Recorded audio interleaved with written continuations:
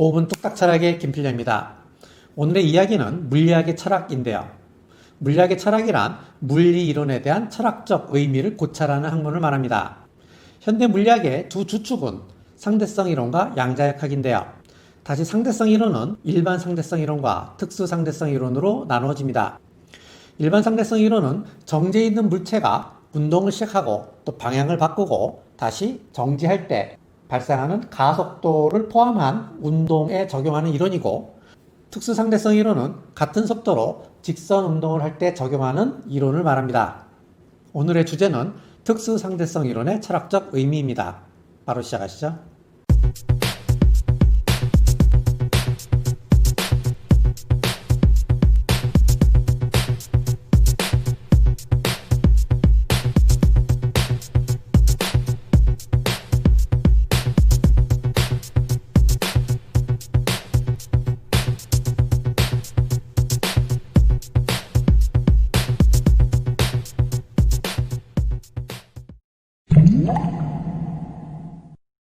특수상대성 이론을 이해하기 위해서는 광속불변의 원리를 먼저 알아야 하는데요. 광속불변의 원리는 말 그대로 빛의 속도는 초속 30만 km로 항상 똑같다는 겁니다. 마이켈슨과 몰리라고 하는 미국의 물리학자가 이것을 실험으로 증명을 했어요. 그렇다면 빛의 속도가 항상 똑같다는 말이 무슨 의미인지 설명을 해보죠. 여기에 강물이 흐르고 있어요. 강물의 속도는 초속 1m이고 강 한가운데 섬이 하나 있습니다. 이 섬에 어떤 사람이 살고 있는데 이 사람은 초속 2m로 수영을 할 수 있습니다. 이 사람이 섬에서 100m 떨어진 여기 A 지점까지 왕복으로 수영을 한다고 합시다. 그러면 A 지점으로 갈 때 수영의 속도는 3m/s이겠죠. 원래 이 사람의 수영의 속도가 2m/s에다가 강물의 속도 1m/s를 더하니까 그렇게 되겠죠. 그래서 A 지점까지 가는데 걸리는 시간은 3분의 100 해서 33.3초가 됩니다. 돌아올 때는 이 사람의 원래 수영 속도인 2m/s에다가 강물의 속도인 1m/s를 빼니까 1m/s가 됩니다. 그래서 돌아올 때 걸리는 시간은 1분의 100, 즉 100초가 걸려요. 그래서 그 둘을 합하면 왕복 133.3초가 걸리는 겁니다. 이번엔 여기 B 지점까지 왕복으로 수영을 한다고 합시다. B 지점으로 가기 위해서는 이 방향으로 수영을 해야 합니다. 그래야 강물에 떠밀려서 B 지점에 도착할 수 있게 되죠. 이때 수영의 속도는 2m/s가 아니라 루트 3, 즉 1.732m/s가 됩니다. 돌아올 때도 마찬가지예요. 돌아올 때도 이 방향으로 수영을 해야 돼요. 그래야 출발 지점으로 다시 돌아올 수가 있겠죠. 그래서 B 지점까지 왕복하는 데 걸리는 시간은 전체 200m 나누기 1.732 하니까 115.4초가 걸려요. 자, 이게 무슨 말이냐면 흐르는 강물에서 수영을 하면 그 목적지가 어디냐에 따라서 걸리는 시간이 다 다르다는 겁니다. 여기 A 지점까지 왕복할 때와 B 지점까지 왕복할 때가 다르고 여기 C 지점까지 왕복할 때가 또 달라지는 겁니다. 똑같은 거리라고 해도 방향에 따라서 걸리는 시간이 다 다르다는 말입니다. 자, 이제 스케일을 키워봅시다. 여기 태양이 있고 지구가 이 방향으로 공전을 하고 있다고 합시다. 이때 지구의 속도는 시속 10만 km가 넘는데요. 그래서 여기 어떤 실험 기구를 놓으면 이 실험 기구는 시속 10만 km로 흐르는 에테르의 강물에 떠 있는 거랑 똑같아요. 이 실험 기구를 간섭계라고 하는데 이 간섭계를 위에서 보면 이렇게 생겼습니다. 이것이 빛을 쏘는 레이저고 가운데 반투명 거울이 있습니다. 그리고 1번 거울, 2번 거울이 있고 여기에 빛을 감지하는 센서가 있습니다. 먼저 레이저를 쏘면 빛은 반투명 거울을 거치면서 두 줄기로 갈라져요. 하나는 반사하고 다른 하나는 그냥 통과합니다. 그냥 통과하는 빛은 1번 거울에 반사되어 여기 감지기로 들어가고 반투명 거울에 반사하는 빛은 2번 거울에 반사되어 여기 감지기로 들어갑니다. 그런데 이 간섭계는 시속 10만 km로 흐르는 에테르라는 강물에 떠 있다고 했죠. 그런데 잘 보세요. 이거 아까 섬에서 수영할 때와 똑같은 상황이죠. 에테르라는 강물이 흐르고요. 강의 한가운데 실험 기구가 있어요. 그리고 빛이라는 수영선수가 있는 겁니다. 그러면 수영선수가 A 지점을 왕복할 때 하고 B 지점을 왕복할 때 걸릴 시간이 다른 것처럼 빛이 1번 거울을 왕복할 때 하고 2번 거울을 왕복할 때 걸리는 시간이 달라질 겁니다.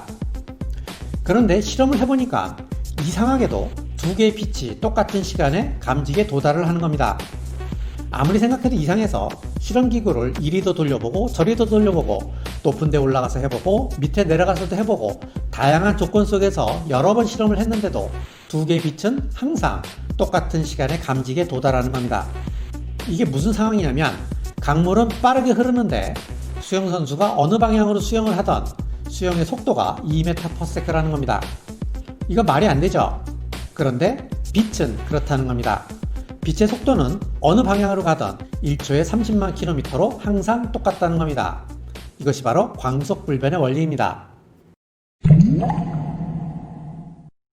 그런데 특수상대성 이론을 받아들이면 아주 재밌는 일이 발생을 하는데요. 그것이 바로 동시성의 상대성 현상입니다. 동시성이라는 개념이 절대적인 것이 아니라 상대적이라는 의미입니다. 여기 한가운데 여자가 앉아있고 플랫폼 한가운데 남자가 서 있다고 합시다. 기차가 달려오면서 남자와 여자가 일직선에 있게 되는 순간 기차의 앞과 뒤에서 번개가 동시에 쳤다고 합시다. 남자는 번개가 동시에 번쩍이는 것을 봐요. 두 개의 번개가 자신으로부터 똑같은 거리에 떨어져 있다는 것을 알고 있기 때문에 이 남자는 두 개의 번개가 동시에 쳤다라고 생각을 합니다. 생각만 그렇게 한 것이 아니라 실제로 이 남자한테는 두 개의 번개가 동시에 친 겁니다. 그런데 여자의 생각은 좀 달라요. 기차가 앞으로 달려가고 있으니까 여자는 앞에 번개는 마중 나가면서 보고 뒤에 번개는 도망가면서 보겠죠.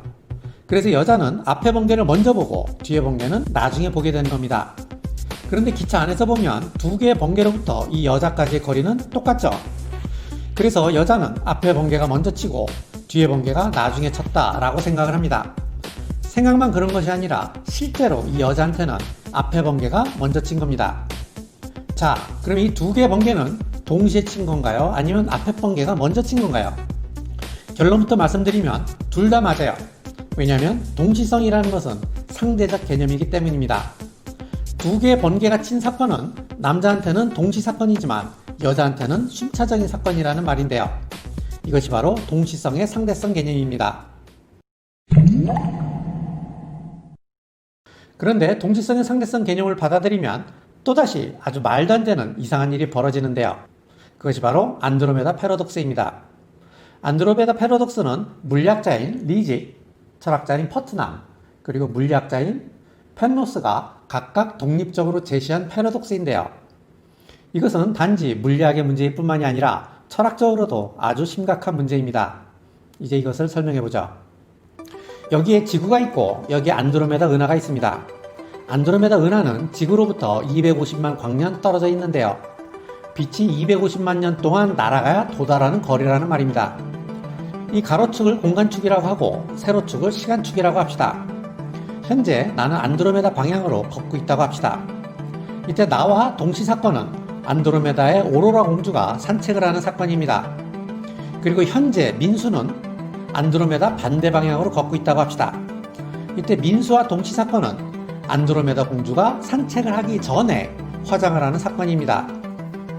그런데 공교롭게도 오로라 공주가 화장을 하고 산책을 하기 전에 그 중간에 안드로메다에서 지구를 침공하기 위해서 안드로메다 함대가 출항을 했다고 합시다.